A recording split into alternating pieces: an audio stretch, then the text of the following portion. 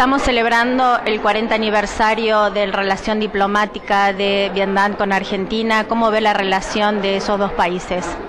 Bueno, es una relación que tiene una historia importante y en este momento, precisamente en el aniversario, vemos cómo se está fortaleciendo, vemos que tenemos mucho en común, que tenemos mucho por avanzar y además que no solamente se trata de una relación de intercambios comerciales, económicos, sino también políticos y fundamentalmente culturales.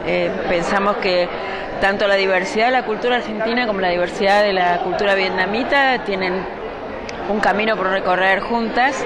Nos parece que este contexto del aniversario ha dado precisamente la evidencia de que ese intercambio positivo es auspicioso entre los dos países. Simplemente quisiera agregar algo más.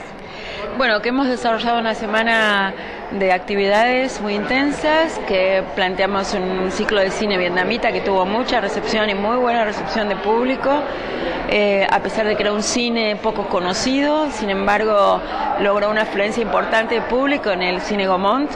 Y por otro lado, bueno, la presentación de la orquesta con instrumentos tradicionales que se hizo ayer en el Museo de Arte Decorativo también convocó mucho público, la presencia del conferencista que habló específicamente en la Biblioteca Nacional sobre la historia, la política y la cultura de Vietnam, y hoy estamos inaugurando una muestra en el Museo Evita sobre textiles, fotografías y artesanías vietnamitas.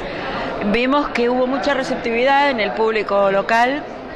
Es un destino poco conocido el de Vietnam y la cultura vietnamita, y bueno, y este es un primer paso para que toda esa potencialidad cultural se vea. Vamos a ver cómo nos va después en noviembre allá, cuando llevemos a Argentina a las ciudades de Hanoi y Ho Chi Minh en Vietnam. ¿Van a celebrar una semana de Argentina en Vietnam?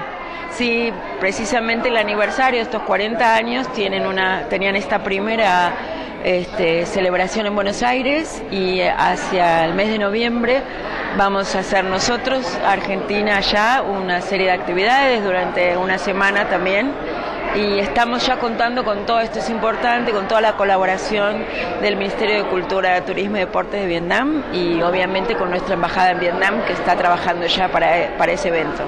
Muchas gracias. Gracias a ustedes.